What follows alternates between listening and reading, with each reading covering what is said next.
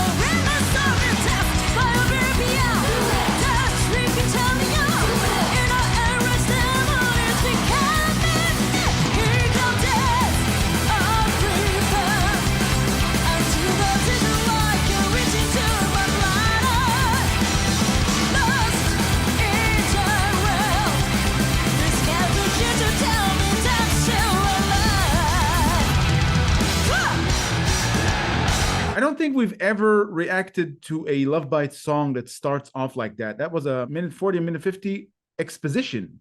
I wouldn't be surprised to know that this song opened the concert. As soon as it started, it reminded me somewhat of Master of Puppets by Metallica. It's the same rhythm, that high energy Lovebites rhythm that we know and love. I love how Asami's voice manages to pierce through the roaring of the band, even though it's a very high energy song. And their outfits, they're just like marching bands. I've never seen them quite like that. They're usually just differently. So far, I'm loving it. Yeah, what you refer to as exposition, here we got a bit more to see a bit more of the show. In most of the videos we've covered so far, the live videos sort of started right at the beginning of the song. Here there was a bit more. There was like all this thunder, and you could hear rain, and then this whole thing draped over the stage with the lights, the different kind of logos of, that sort of Wolfpack logo, and then with the pentagram. So yeah, that kind of thing we haven't seen from Lovebites before in a live show. And then you see them, and it's not just that there's an outfit, it's matching outfit. They're all wearing that same style, and it's really cool. And I got to see Haruna go off, which I always love, because yeah, she's just like, the engine behind the band. She just keeps it going, that beat, and yeah, and this one has a beat, and it doesn't stop. It's just, again, it's this rolling thunder. Rolling thunder. So fantastic so far. Usually they get into solos into the song. They don't really start off with them, so I assume there might be something coming up. We're going to see some of the usual showmanship, that they can give us in that regard. Always good to see Miho again.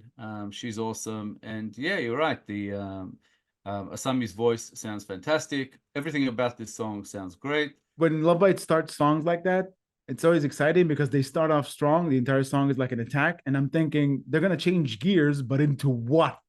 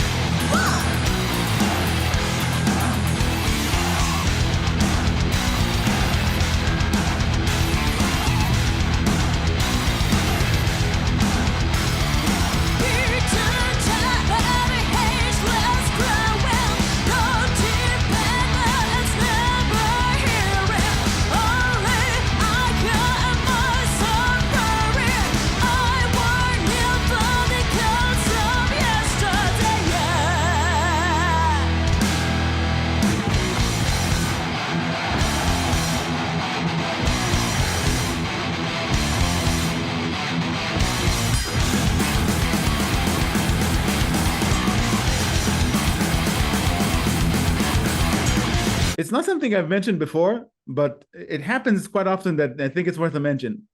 I love how Midori gets into position before she starts her solo. You know something. Stance. Yeah, that stance, that warrior stance. She's got here. You want you to get a load of me. That's what it reads to me. And Haruna had a burst there. Oh, it's Haruna. Yeah. The payoff was great after that strong entrance in the beginning. It's funny, but they all have like a signature, not move, but like a position or something like that. Yeah. You know, Miyako has the thing where she puts her foot on one of the amps over there, or Yeah. one of the speakers up front, and she just on one leg kind of thing. And Miho has this kind of like, again, this sort of aloof, I'm too cool for school, and she is. And Asami here, she looks more confident than ever to me. Yeah. You know, she's like on this high energy thing, like I've got this, you know. And she has this thing again with her ballet movements, but also with just like getting the audience, you know, to respond to her, which is fantastic. I was loving it here. Yeah. And now there's something you haven't talked about yet, but I know you want to. What about that gear change? That gear change blew me away. I wanted to save that for last. That was it. Yeah, I was like, no, we were talking about it before. Yeah. You know, that something might be coming, and then it's like, oh, there it is. Holy shit. Yeah, that was awesome.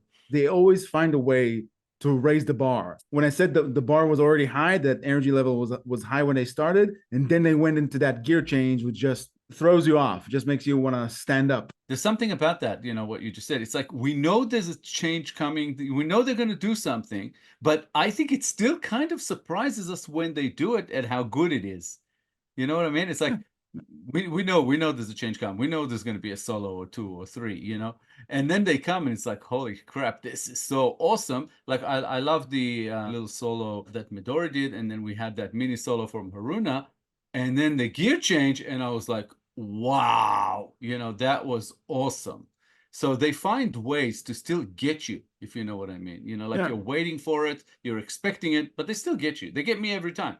Yeah, it's like their own specific signature, because when they start off strong, you know them enough to know that they have that thought process. So that strong start is a precursor or something that leads into. So they already have that amazing part set or figure out later. It doesn't matter, but they already have good things in store that allows them to start off this strong, because they know they're gonna blow you away.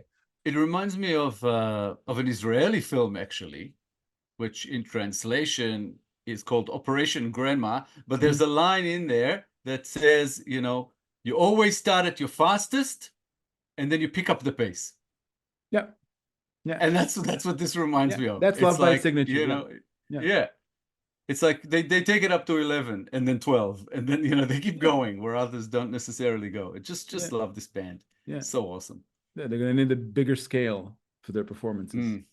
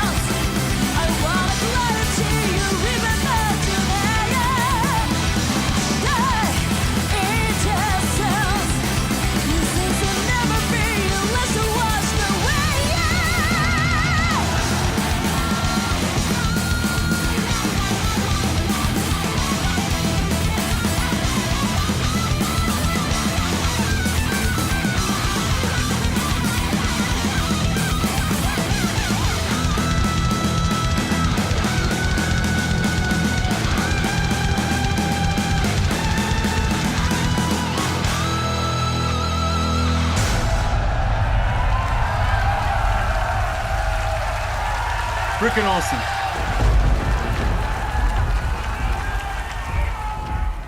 Mind-boggling amazing. I just want to address the Miyako in the room. Her solo was like a nuclear explosion. You can't stay indifferent to that. If you appreciate good music, if you appreciate high proficiency, and high proficiency, it just blew me away. I was just very excited, and I keep thinking about what it would be like to witness that live. And she through the whole time she stayed calm and collected with a solo like that. She always is. Did you see that one point where she just dropped one of her arms down and she was just playing with one? And I'm like, you know, a lot of musicians you would see doing something like that, you would think, oh yeah, okay, showing off. This is like this arrogant, blah, blah, blah. With them, it's like, no, I love seeing them put on a show and do stuff like that. That's awesome. Yeah, and I can't say it enough. The way they contain each other and complete each other, and the feel of respect they have for each other while on stage. All of them are world-class musicians, but you still have two world-class guitarists on there, and they just complete each other's vibe. They're all there for the song, and it's amazing to see. It's definitely part of their charm, you know, as a band. Yeah, zero ego.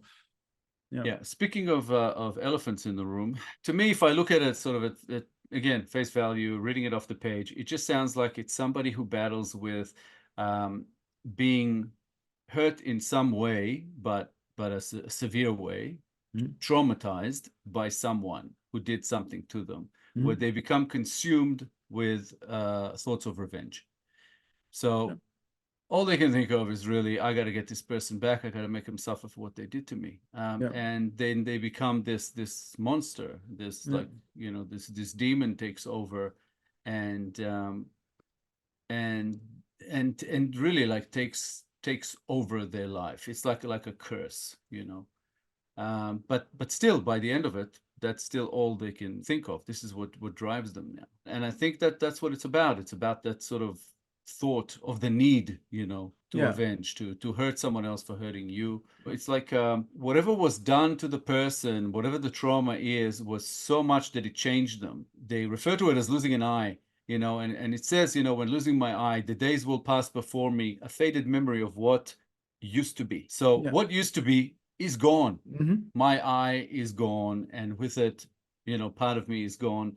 So my blood is boiling inside me, and now I've got to exact this revenge, and it even refers to like an inner enraged demon is becoming me. Yeah, yeah.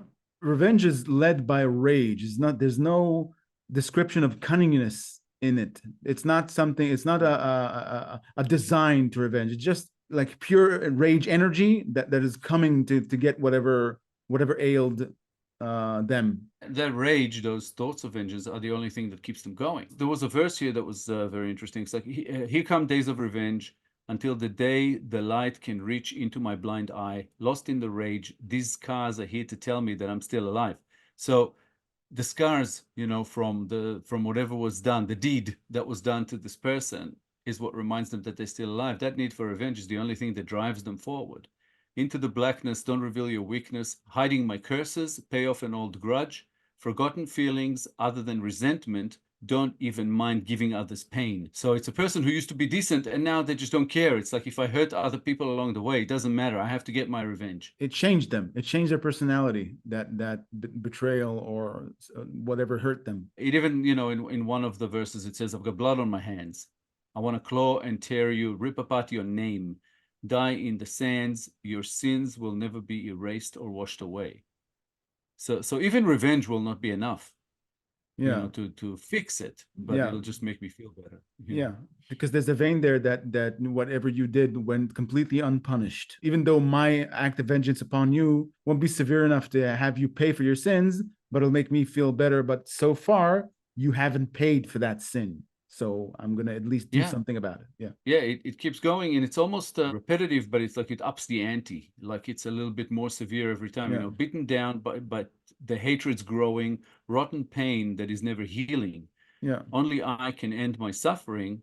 I won't kneel down because of yesterday. It's pretty dark and powerful, you know. I really like the way, you know, the way this is structured. The rhythm, the music itself, the strong start and the solos and the entire experience, it's so high energy and it correlates to what the song is actually like. The entire lyric structure is raw emotion. There's nothing that suggests a thought process of how to take vengeance. Even the fact itself of proclaiming I'm going to take vengeance on you, the song is directed to the perpetrator. It's letting them know that I'm going to take vengeance upon them. So it's not warning them, doing something that's counterintuitive to actually take successful vengeance. So the entire thing is raw emotion. So you get, it's very rage induced. If you enjoyed this episode, guys, please be sure to like, subscribe, comment, and click the little bell icon so you'll get notified on all our future videos. If you have a request you'd like bumped up the line, please make it through Buy Me a Coffee. All contributions are, of course, very much appreciated. Thank you all for sticking with us. Thank you all for your time. If I was just hearing this on the radio, I would think it's a completely different setup. I would think that I would see the band on stage with the lead singer up front, you know, and she's doing her thing, just like a lot of other bands within that style. This appearance sets them apart. Thank you very much for joining us, guys, and thank you for all the support, all the views, the engagement, and we'll be back in a couple of days with a new episode, so we hope to see you all then. Thanks again, guys. Bye for now. Bye, guys.